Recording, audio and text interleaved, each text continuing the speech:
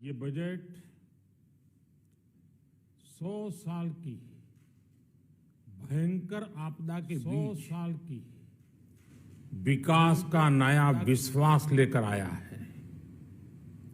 ये बजट अर्थव्यवस्था को मजबूती देने के साथ ही सामान्य मानवी के लिए अनेक नए अवसर बनाएगा। ये बजट मोर इंफ्रास्ट्रक्चर, मोर इन्वेस्टमेंट, मोर ग्रोथ और मोर जॉब्स की नई संभावनाओं से भरा हुआ है। और एक नया क्षेत्र और खुला है और वो है ग्रीन जॉब्स का। ये बजट तत्कालीन आवश्यकताओं का भी समाधान करता है और देश के युवाओं के उज्जवल भविष्य को भी सुनिश्चित करता है। ये पिछले कुछ घंटों से देख रहा हूं जिस प्रकार से इस बजट का हर क्षेत्र में स्वागत हुआ है।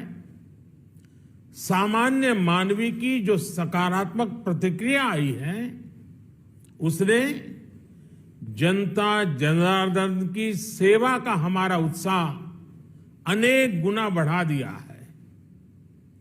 जीवन के हर क्षेत्र में आधुनिकता आए, टेक्नोलॉजी आए, जैसे किसान ड्रोन हो, वंदे भारत ट्रेन हो, डिजिटल करेंसी हो, बैंकिंग के क्षेत्र में डिजिटल यूनिट्स हो, 5G सर्विसेज का रोल आउट हो, नेशनल हेल्थ के लिए डिजिटल इकोसिस्टम हो। इनका लाभ हमारे युवा, हमारे मध्यम वर्ग, गरीब, दलित, पिछड़े, ये सभी वर्गों को मिलेगा।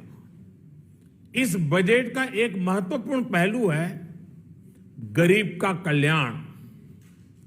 हर गरीब के पास पक्का घर हो, नल से जल आता हो, उसके पास शौचालय हो, गैस की सुविधा हो, इन सभी पर विशेष ध्यान दिया गया है।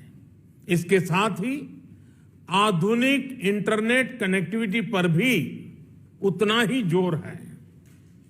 जो भारत के पहाड़ी क्षेत्र हैं, हिमालय का पूरा पट्टा, जहां जीवन आसान बने, वहां से पलायन ना हो, इसे ध्यान में रखते हुए भी नई घोषणा की गई है।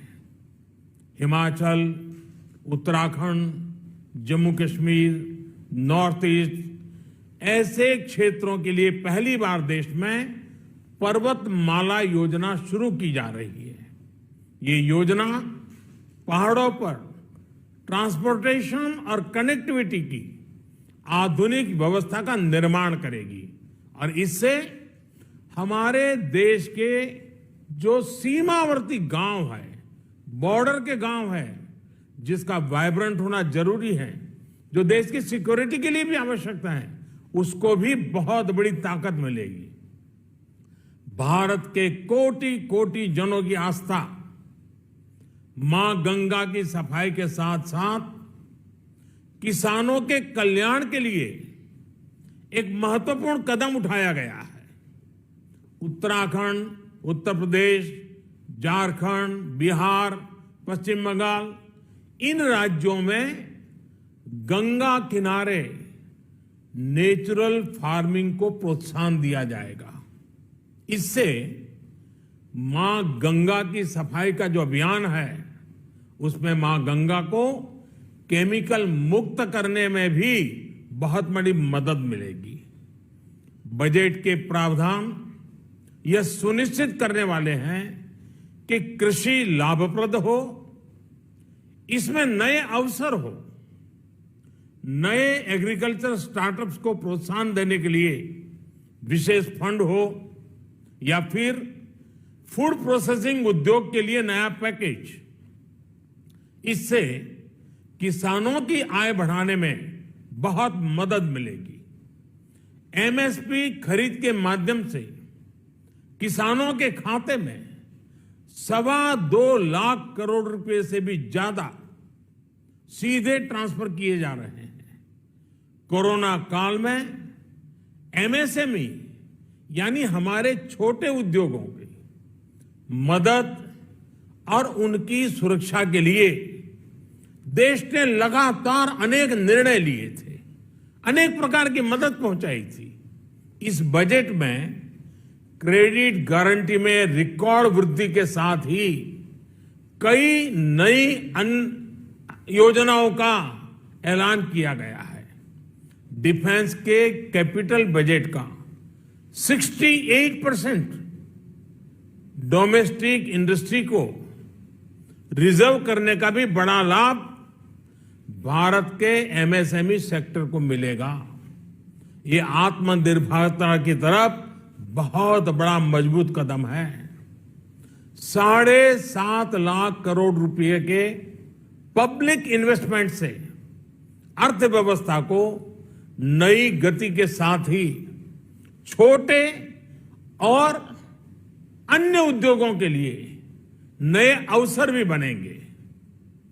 मैं वित्त मंत्री निर्मला जी और उनकी पूरी टीम को इस पीपल फ्रेंडली और प्रोग्रेसिव बजट के लिए बहुत बहुत बधाई देता हूं।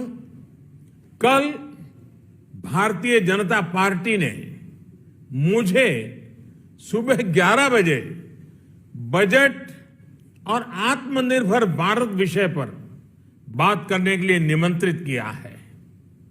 कल 11 बजे मैं बजट के इस विषय पर विस्तार से बात करूंगा।